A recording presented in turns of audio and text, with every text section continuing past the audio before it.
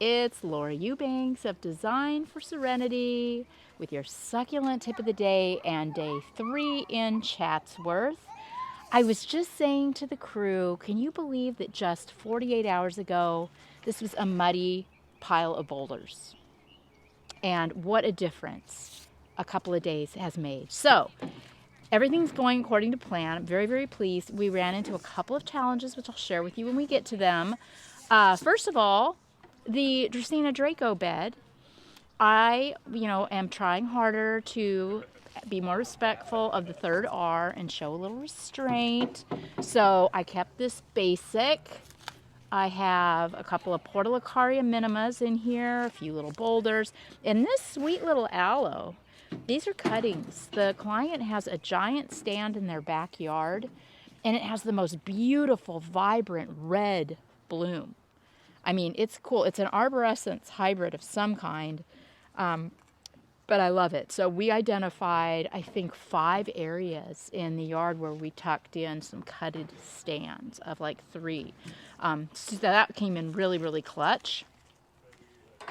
Greg and I went to C&M today, landscape, rock. I don't know. Where's Daddy? I don't even know where Daddy is. I don't know what town it was. We just drove for a while and got there. But we got this really cool Rubble, which I'm very, very, very happy with. It's very dirty. It'll be prettier, even prettier once it's washed. Then I guess we can come up here. Remember, I promised I was going to do a cute little vignette at this corner, and I did. So I've got just, looks like your house. It does. It looks like my house. So this is, I was inspired by my client, Michael Gritzner in University City. We're going to be going to do a maintenance at his place in a couple of weeks, and you guys are going to just plot when you see what he did. He did a raised bed installation that is stunning, and all of the flagstones are elevated like that, and he used them as boulders, and I loved it, so I was inspired. Over here, I had Kevin edge with Rubble. We talked about this. This is full of roots, just thick, nothing to be done for it, and I didn't want there to be runoff, so we ran Rubble all the way along the edge. Here's some more of those aloes from the backyard, and I got a little blue elf there, our aloe ferox. So, again, simple, elegant, understated, work-free. I also did this little area here, which felt a little lonely, so I just tucked a few tough plants in here. I've got a little aloe nobilis, a cotyledon lucia, and a little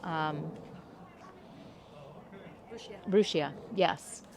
The guys got the flagstones all set today, and Greg is working out as we speak all of his low voltage lighting for his beautiful light display that he's going to do tomorrow. Loving the path. The kids, his family has 2 little boys, and they're loving the path. The guys did a beautiful job of really, look at this, how they got this movement going through here. So much fun. So now the walk around to the back gate is going to be a fun experience. I found some Hesper aloe at Home Depot in Canoga Park. So that was awesome. And here's another stand of those pretty little aloes from the back. Just, needed a couple of gap fillers. A couple of you asked for an ID on the tree. This is a Desert Museum Palo Verde. It has beautiful green bark, and it gets tiny little yellow flowers on it once a year. And when they shed, they don't make that big of a mess. It is my approved tree in one of my installations. This is Chatsworth. It gets very hot. We needed to provide some shade. This is also a very, very fast growing tree. So within the next 3 to 5 years, it's going to be definitely treeing and providing shade for this whole area, which is super cool. Our xeriscape begins here at this agave. None of these plants have any water running to them because they are all xeriscopic xeriscapy in nature and should be fine, just on rainwater. Terry and I worked over here today on our tapestries, and Daddy had to run a pole to get a wire through from here over to here, because it turns out his low voltage line that was, the original line for the house wasn't hot. So he had to get electrical over here, low voltage over here, and in true Greg fashion, he figured it out. Terry's tapestries are stunning. We've got some brush stroking that we did, just very simple, very elegant, and you can see the rings of irrigation have not been connected yet. So we're gonna add micros too. Yeah, this ring is for the Dazzlerian, and then the guys will run a smaller tube through all of the tapestry areas to get water to all of that. We've got a little tapestry here. Oh, you're still over there. Okay, good. Yeah, and the hummingbirds are already super excited and telling all their friends about the blue elf. Yeah, there's my little, I thought something pretty, to look at as you're coming out the front door. So happy with that. And then just these little place fillers. I've got a little brevifolia aloe there. I've got a little nobilis here. These will get bigger and bigger as time passes. Restraint. And then this little vignette here. I did this. I love this. That rock is really cool. Isn't that a beautiful, beautiful rock? Look at that. I haven't even washed them yet. But yeah, that's just doing it for me. It really is. But I think Cullen and Hannah really stole the show today with the parking strip. This has exceeded my wildest expectations. It's like the biblical loaves and fishes. I didn't think we'd have enough plants to do this much work out here, but lo and behold, check it out. So we've got these stunning, elevated, blown out vignettes and rubble. See, it's important, to bring the rubble in to break it up, so it's not, so one-dimensional and linear with just plants. So they pulled in rubble. Rubble also works really well to help retain your top dressing rock, which you'll have to tune in tomorrow to see what we chose. Terry also pumped up the mailbox planter, which our homeowner attempted, and Terry just blew it out with more plants. Yes, the understated. This middle is a little more understated, a little more dialed in. I'm thinking too of the future. These Granadiensis are a clumping aloe that, in time, that may be what we just do. We'll see how the other plants tolerate the seasons and the heat up here. They have a giant backyard and so many other areas in which to move things if they aren't happy, and we'll see. But if that's, what we do is end up just culling everything out and encouraging the aloes, it's not going to require any kind of a redesign down the road. So as I do this longer and I learn more and more about how these plants season and grow and change and adapt in a landscape, I'm always thinking about that. I'm always thinking of foundation plants that I know are going to thrive. I know how they're going to grow, when they're going to grow, at what rate they're going to grow. And I companion with softer things that when they run their course, if they run their course, like a lot of these little sedums and whatnot, the bigger, tougher plants just kind of take over, and all is well. So here we ran just our rubble along the property line, and this is actually really effective. I've done this so many times, and it really does stop the grass. You would think, the grass can grow right through those and be a mess. It really doesn't. I mean, it's not that big of a deal to keep the delineation, and it's just such a prettier look than plastic edging.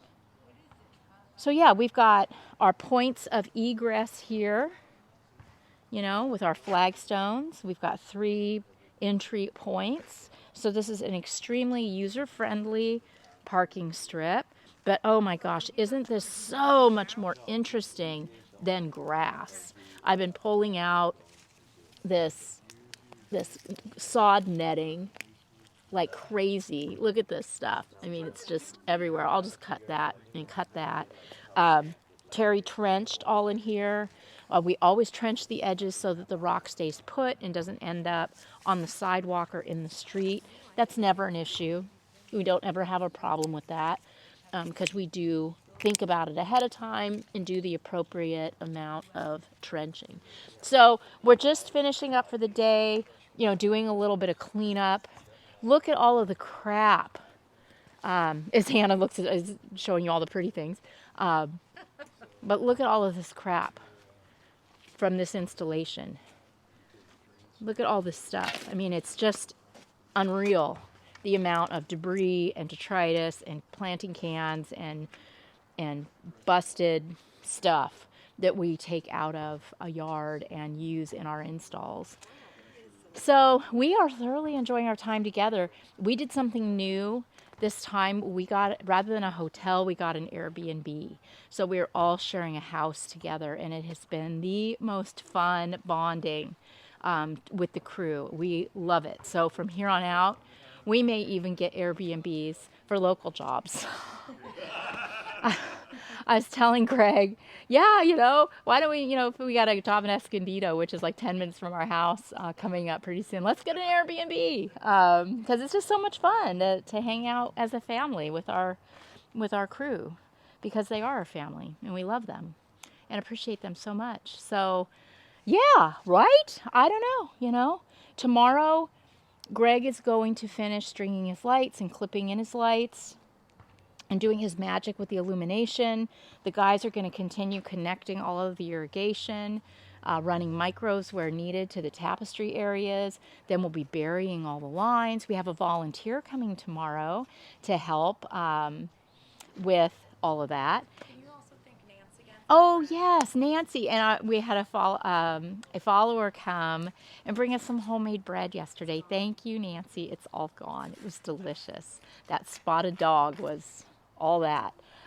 So thank you guys all so much for being so lovely and, for celebrating this with us. This is a big deal because we aren't up here in LA a lot yet. And I haven't seen, outside of my own followers who have been doing some amazing work, Diane, I'm talking about you, who lives about a mile away. I'm just not seeing any of this. And unfortunately here in Los Angeles, you don't have the plants. They're very pricey. The selection's not great. Even the rocks, it was a struggle. I'm thinking that next time we might just go ahead and have KRC bring up our boulders at least, which seems ridiculous, but we know what we like and we can get it in San Diego, and you just don't have the options up here. Thank you all for helping, with the rock yards and your suggestions. We did check everything out.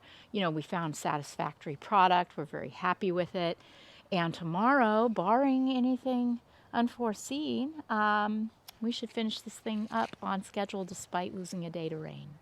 This has been Laura Eubanks of Design for Serenity reporting from Chatsworth on day 3 with your succulent tip of the day. Bye, guys.